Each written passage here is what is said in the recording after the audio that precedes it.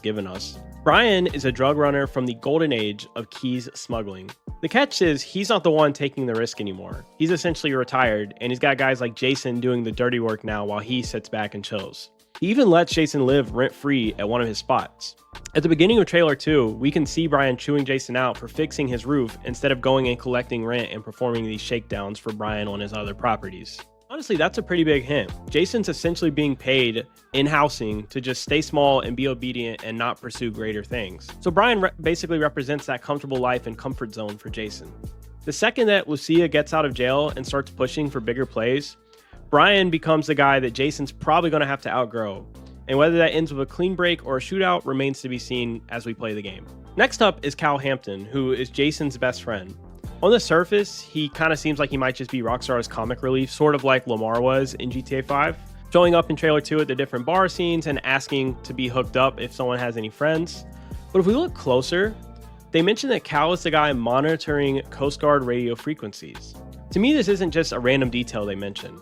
I think that's a massive piece of the smuggling puzzle. And as we've seen in different screenshots and information, smuggling and using boats and such seems like it could be a prominent part of this game.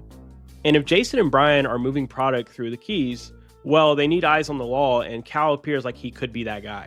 My prediction, and this might just be a hunch, but I think we need to keep an eye on Cal. I have a feeling that Rockstar is going to set up the funny, eccentric character who's just kind of chilling and listening to police scanners to knowing way more to the main story and everything than we might think. So I wouldn't sleep on him. So for this next part, I'm going to talk about 3 characters at once. To me, this looks like this is going to be the characters we come across as we move into Vice City and probably later into the game, like the mid game. And to me, that they have a lot of interesting functions and things that they will do in the game that I think will all connect perfectly. So the first is Boobie Ike. Now, this guy is a street veteran that turned into a mogul. He owns real estate, the Jack of Hearts strip club, and Only Raw Records. And his official bio says that he's all smiles until it's time for business. Next is Draquan Priest. He co-runs that Only Raw Records label that I just mentioned with Boobie. He's a hustler and he dealt drugs to fund his music dream, not because he loves the lifestyle. And finally, Real Dimes. Now, this is a viral rap duo who blew up on social media and secured a major hit single 5 years before the game starts, and they are for this Only Raw Records label that we mentioned previously. So why does all this matter? Well, we know from the marketing of the game that GTA is leaning heavily into the social media, viral videos, phone culture, and influencer culture. I suspect the Real Dimes aren't just going to be background NPCs with this music thing going on. I think there's a big chance that this group of NPCs will be used to introduce a core gameplay mechanic, teaching you social media, the influencer culture, because I don't think that those social media clips were placed in trailer 1 by accident. I do think social media, and we've even had rumors and potential leaks on this topic as well, that social media will be an aspect in this game. You know, whether it's maybe see someone flexing on social media and that opens up a robbery opportunity, or there's, you know, dynamic world events that happen via social media. I think that there's going to be something to this. I do think that Real Dimes and Draquan Priest could be a way that they introduce this kind of social media and influencer culture and how it might affect the game. And I'm sure there will be great music subplots as well. And remember, as mentioned, Boobie Ike is right there on the official cover art. He's going to be a massive player in this game, and I suspect he will probably be a mid-game boss that we answer to and do missions for. Speaking of the official cover art, that brings us back to another name that we need to talk about, which is Raul Bautista. Now, his official bio describes him as a seasoned, incredibly charming bank robber who's constantly looking for crew members willing to take massive risks for legendary payouts. The problem with this is he's getting more reckless with every score, and Rockstar explicitly notes that his crew is going to have to double down or pull their chips from the table. So Raul is basically a walking countdown clock. He's most likely the guy who's going to take Jason and Lucia out of the small-time Keys drug stuff and drop some more into the high-stakes, million-dollar heist. He's the catalyst for what I would suspect is the entire second half of the game and how we get involved in the statewide conspiracies and everything. And given his spot on the cover art and his bio, he's going to drive the plot forward in a way that really changes the game. Okay, so now that we've got a lot of the core characters covered, it's time for a hot take that might get me cooked in the comments, but just hear me out on this. I think a lot of people assume that Jason and Lucia might just end up betraying each other. You know, in GTA 5, as we know with the ending, someone dies, Red Dead Redemption 2, like, it's pretty standard that there's going to be deaths when it comes to the ending, right? But I think that Rockstar is not going to go down this road this time. Rockstar has hammered the concepts of trust, loyalty, and riding together all over the marketing. And I just think the theme is being pushed so hard before launch. I feel like they're trying to set it up to be expected that a betrayal or something will happen at the end. But I think they're actually going to do the opposite here.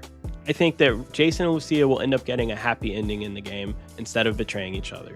Obviously, that's like pure speculation, and we'll definitely get some incredibly tense moments where they almost fall through and everything like that.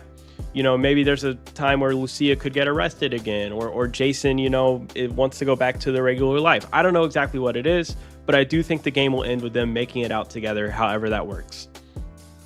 I think the real twist is that Rockstar is going to subvert our expectations and actually have them stay loyal and work out in the end. So to keep it completely real with you guys, there are some massive blind spots that we do need to talk about. We still have zero official confirmation of the main antagonist. We saw this corrupt detective in trailer 2. It's possible he is. As seen on the cover art, it's possible Raul Bautista is. That theory is okay. I actually don't think that this will be the main antagonist. And the reason why is I don't think that they would put the main villain and main antagonist on the cover art. I just feel like that's too obvious. And like, I don't know. I just feel like there's a lot about this game that we don't know. And I think that Rockstar is not going to do the obvious thing. So I think Raul will play a big part. And it's possible some of the characters revealed become a villain within the game, but aren't like the main villain. You know what I mean? More like a subplot side villain sort of thing that betrays us. But I think the actual main villain of the game that goes to that crazy official conspiracy and everything that we've heard about, I don't think that has been revealed and probably won't be revealed until we're actually playing the game, honestly. As for returning characters from GTA 5, there's really no official confirmation. I do think it would be cool, whether that's like Trevor out in the Grass Rivers, which would be really cool. Maybe Michael's children all grown up like Jimmy or Tracy. I do think there is a good chance that side characters from that game return, maybe smaller side characters that we wouldn't expect. I'm not sure exactly who that would be, but I do think there is a very solid chance characters from GTA 5 do return here, just because it's just such a massive title, one of the best-selling games ever. Having little tiebacks to it would be cool. And GTA 4 had some callbacks in GTA 5, right? Like Lester made a vague mention of Nico. You had Packy McCreary. You had the Lost MC guy who Trevor, you know, gets his opening cutscene with, basically. So I think there's a good chance, but we'll see what happens.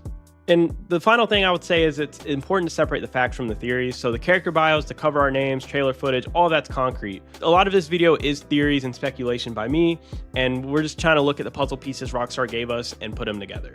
So at the end of the day, this cast isn't just a random group of characters thrown together for a trailer. I think it's a well-designed machine that will come together great within the game. Brian is the anchor that's holding us down in Leonida Keys and for our small-time smuggling work. Cal is like our eye in the sky for our boat smuggling keys operation, kind of like a mini Lester, but just not as smart as Lester.